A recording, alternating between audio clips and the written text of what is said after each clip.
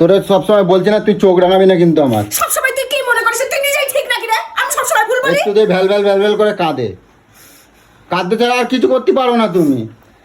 তোর রোজ সকাল সকাল কি হয় রে তোর?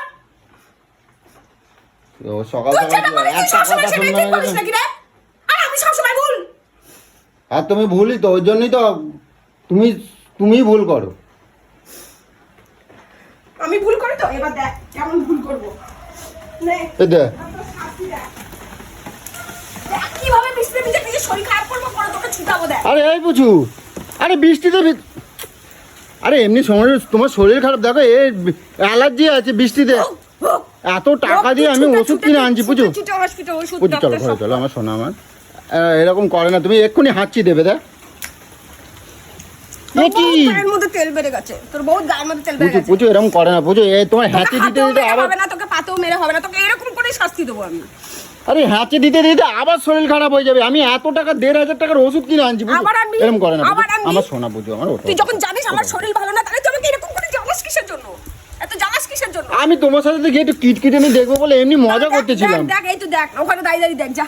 পুজো এরম দেখ বৃষ্টিতে এরম ভেজে না পুজো, এরম বৃষ্টিতে ভেজে না। চলো চলো, এ বাবা আমি এত টাকার ওষুধ এনে দিচ্ছি, তারপরে তুমি আরে এক্ষুনি হাঁচি দেবা তুমি। চলো চলো ঘরে চলো, ঘরে চলো। ই বাবা আমি তোমার সাথে মজা করতেছিলাম, তুমি এরম করো কেন? এটা মজা? তুমি এতক্ষণ ধরে অশান্তি করেছো, এটা মজা?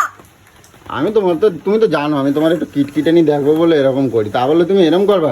এই কষ্টটা কার হবে? এই যে ভিজ দিচ্ছে তোর হবে, তুই নিয়ে ছুটবি, তোর টাকা যাবে, ওষুধ আমি গোছা গোছা। এই যে আনছিস, তোর তাও লজ্জা নেই। আয় ভগবান, কালকে এই যে দেখ, এই যে দেখ, আরো আনবি, এই যে আরো আনবি, এই যে আরো আনবি।